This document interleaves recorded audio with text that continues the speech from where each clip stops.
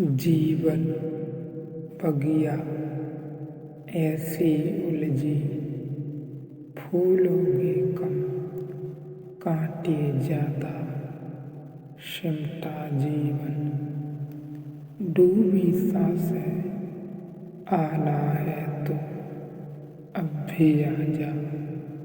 मैं न 10 इंद्रिय हूँ, मैं न मन हूँ, मैं न विचार हूँ, मैं न कल्पना हूँ, मैं न ही बुद्धि हूँ।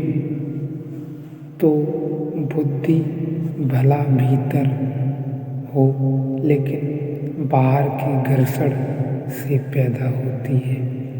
इसलिए जब घर्षण का युग होता है तो बुद्धिमान लोग पैदा होते हैं। जब घर्षण समाप्त हो जाता है, बुद्धिमान लोग खो जाते हैं।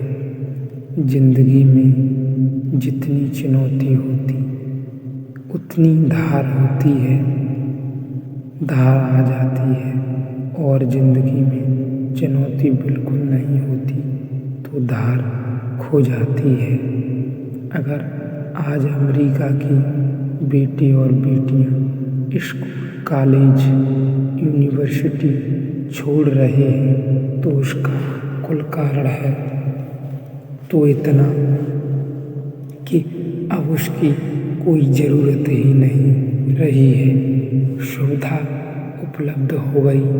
जिस सुविधा के लिए लड़के सिर घसीटते थे, भूखे पेट पड़ते थे, रास्ते के किनारे लैंप पोस्ट के नीचे बैठकर अध्ययन करते थे, वे सब पागल साबित हुए। आज अमेरिकी लड़के को सब उपलब्ध है तो वह कहता है कॉलेज में जाने की ज़रूरत क्या है, पढ़ने की ज़रूरत क्या है। यूनिवर्सिटी अगर आने वाले 50 वर्षों में अमेरिका की रोज़ खाली हो जाए और सबसे बढ़िया यूनिवर्सिटीज उनके पास हैं तो हैरानी न होगी। यह आदमी की अद्भुत खूबी है। असल में चुनौती खो गई, संघर्ष खो गया। आज अमेरिका के पास सबसे ज़्यादा बुद्धि को विकसित करने का उपाय है, लेकिन खुद अमेरिकी बुद्धिमत्ता विकसित नहीं हो रही। और आज अमेरिका के पास जो भी बुद्धिमान लोग हैं अधिकतम उधार हैं, दूसरे मुल्कों से उधार हैं। अमेरिका उधार खरीद सकता है, लेकिन कब तक खरीदेगा। अभी सारे मुल्कों ने इससे तकलीफ शुरू हो गई है। यूरोप के अनेक देशों ने निर्णय लेना शुरू कर दिया है कि हम अपने बुद्धिमान लोगों को अमेरिका नहीं भेजने देंगे। अब क्योंकि हो रहा है, कहीं भी बुद्धिमान पैदा हो वह थोड़े बहुत दिन में अमेरिका पहुंच जाएगा। बचना मुश्किल है, क्योंकि न तो कोई मुल्क बुद्धि के लिए इतनी सुविधा दे सकता है, न इतना धन दे सकता है, न इतनी प्रतिष्ठा दे सकता है, न इतने बड़े बड़े प्रयोगशालाएं दे सकता है।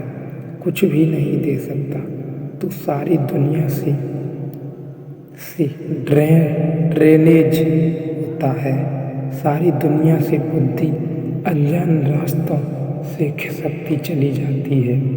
जैसे कभी एक जमाना था कि दुनिया से धन खिंचकर लंदन पहुंच जाता था, ऐसे अब सारी बुद्धि खिंचकर न्यूयॉर्क पहुंच जाती है। और धन का शोषण बहुत आसान बात थी, उसमें कोई बड़ा मामला नहीं था। लेकिन अगर बुद्धि खिंचकर पहुंचती रहे तो भारी। लेकिन अमेरिका उधार बुद्धि पर कितने दिन जी सकता है। जिस बुद्धिमान आदमी को अमेरिका हिंदुस्तान से बुला ले, इंग्लैंड से बुला ले, उसके लड़के यूनिवर्सिटी जाने से इनकार कर देने वाले हैं। संघर्ष नहीं तो बुद्धि विकसित नहीं होती।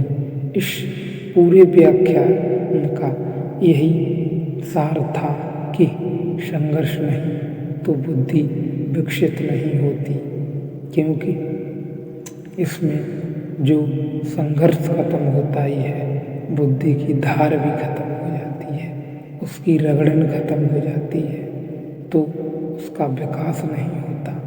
तो यहाँ ऋषि कहता है बुद्धि भी मैं नहीं हूँ, क्योंकि बुद्धि भी बाहर के संघर्षण से ही पैदा होती है। वह धार भी मैं नहीं हूँ जो बाहर की रगड़ से आती है। मैं मन भी नहीं हूँ, क्योंकि मनन हम करते ही क्या है, मनन भी हम तभी करते हैं जब बाहर का कोई पदार्थ मूल्यवान हो जाता है, तो हम चिंतन करते हैं, मनन करते हैं, विचार करते हैं। बुद्धि से अर्थ है उस पद्धति का, तर्क पद्धति का, जिसके द्वारा आदमी के व्यक्तित्व में धार पैदा होती है और आदमी जगत की संघर्ष में कुशल हो जाता है।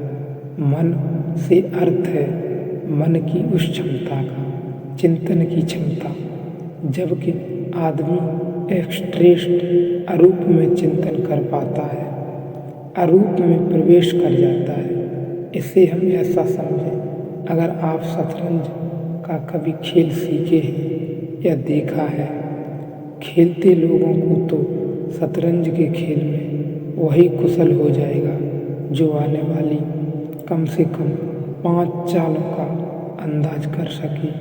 मैं यह चलूँगा, यह उत्तर मिलेगा, इस उत्तर पर मैं यह जवाब दूंगा, तब यह उत्तर आएगा, और तब मेरा यह जवाब, और तब यह उत्तर। सीढ़ी में जो जितना मनन कर सके उतना कुशल हो जाएगा। कहने का अर्थ है पहले से उस उत्तर को चलना, उस उत्तर की कल्पना करके प्रतिबिंबित कर लेना, और यह भी जान लेना कि इसके बाद मैं जवाब क्या दूंगा, फिर उत्तर क्या आएगा। सीढ़ी में जितना मनन कर सके उतना कुशल हो जाएगा। अभी वह चाल चली ही नहीं गई है, चली जाएगी, और उसका उत्तर तो अभी दिया ही नहीं गया है, अभी शायद पैदा भी नहीं हुआ होगा दूसरी तरफ। लेकिन अभी से उसकी पूर्वापेक्षा की जो क्षमता है वह मनन है।